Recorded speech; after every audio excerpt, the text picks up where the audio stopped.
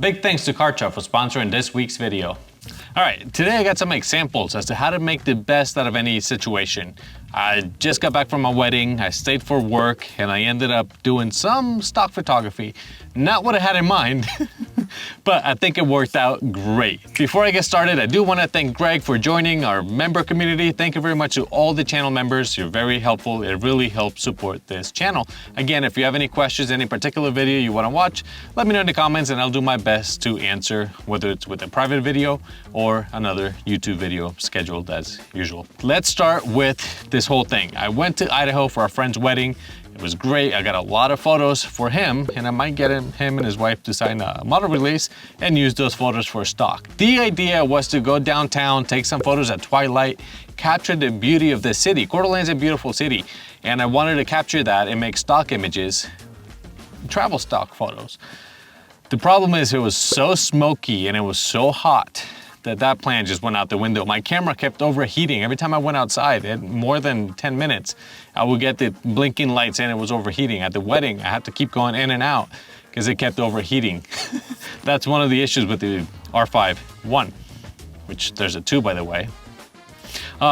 So I changed my plans and I ended up doing photos of food. While in Rome, Coeur d'Alene has great restaurants, beautiful food, so I kept going out with friends and taking pictures of everybody's food. Now, here's the thing. As a food photographer, I prefer speedlights, strobes, something that I can control the light and not get any other light sources.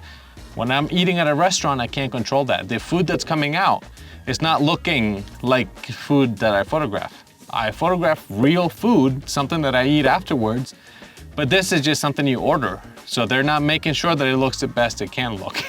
So are these photos gonna be good enough for stock?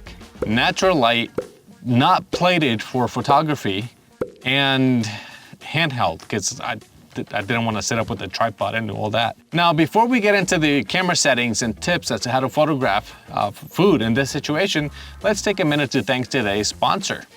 If you have your own business, if you have your own website, you know that a pretty website is not all it's gonna take. You need to drive sales to that website. I need to have a product to sell that product, and to sell that product, I need help, I need marketing, and that's when Kartra comes in. If you wanna build an online business that lets you earn money from what you know and what you love, you're gonna need more than just a pretty website. Trust me, I've had a website for 10 years, and I need to find a way to drive sales. The people who are really generating revenue online are building high converting landing pages that can capture leads. They're building sophisticated marketing funnels to turn those leads into customers. And you can do this using marketing automation that can drive sales while you sleep. You can spend years learning how to do this yourself, and trust me, I've tried, but marketing is a whole nother game. Or you can let Kartra do this for you in a simple drag and drop interface. With Kartra, it's never been easier to grow your list, host webinars, sell your knowledge, and scale your brand. Kartra also features a built-in AI writing assistant that understands your voice, your target audience, and your business goals. You'll never have to stare at a blank page again. It is time to turn your passion into profit. You can use my link, kartra.com/Wollertz. You'll get a 30-day free trial and 30% off your first month or year when that trial ends. Now, let's get back to the video. All right, when I do food photography, like I said before, I like using strobes, I like controlling the light. Another thing I like to use is this diffuser. You can see here I got a large diffuser with 2 stands. This works great. You can see the light on me. When I get out of it, you can see the shadows, how harsh it looks with the hat in my eye. When I get in, it's a lot better. If I zoom in, it doesn't look like I have any type of light modifier. Literally, it's right here, but you don't see it because I'm zoomed in. Something like this is great, but you cannot use it in a restaurant because it's gonna get way too much attention and they're gonna wanna know what you're doing. Bringing the camera, nobody pays attention. Everybody has a camera. Everybody's posting photos of their food from their phone. A camera is no different anymore. Years ago, people would watch and wanna know what you're doing. A lot of high-end restaurants did not want their food pictures taken because secrets, recipes, whatever. Some places didn't want that. Today, nobody cares anymore. So take advantage of that. take your camera wherever you go and make some photos. When I do food photography, I want an aperture between f4 and f8. I want to show enough depth of what's on the plate. One of my main lenses when I travel and do things like this, handheld, is going to be the 24-70 because it's stabilized and I can handhold it at slower speeds. The 70-200, it's also stabilized, but I need much faster shutter speeds. It's a heavier lens, it's one of my favorites, but it requires faster shutter speeds. Remember the rule of focal length equals 1 over your shutter speed. It's changed a lot recently with image stabilizers, stabilized sensors, IBIS, and all these things. What that rule meant was that if you're shooting at 70 millimeters, you need a minimum shutter speed of 1 over 70th of a second. This is gonna help you guarantee that your photo is gonna be stable. We all have different limits. I know people that can't hold still unless they're shooting at 200th of a second or 250th of a second. But for me, with this camera, with this setup, I can go as low as 1/10 of a second at 70 millimeters and still get some photos right. What I do for this is set the camera on continuous shooting and take 4, 5, 6 photos of the same thing while I hold my breath. This is going to help you. The first image, when you push the button, you're gonna introduce a little bit of movement. The second, third, fourth photos, one of those is gonna be sharp. When you let go of the button, there might be some movement there. I do this when I shoot at very low shutter speeds. This really helps me get clear images. And I did this in the restaurants because I don't know where I'm gonna sit. The hostess takes you to a table. If the lighting sucks, you have to deal with it. And this happened a couple times. So I push my camera to the limits. I know that with this camera it has great low noise performance, or low ISO or high ISO low noise performance. So I know that I can get away with 3200 ISO. I also know that I can handhold at 1/10 of a second. So that helped me get the aperture that I needed, f8 or f4, to get that depth. Now remember, when we're talking about compositions with food, you want to get close, especially when you can't control your background.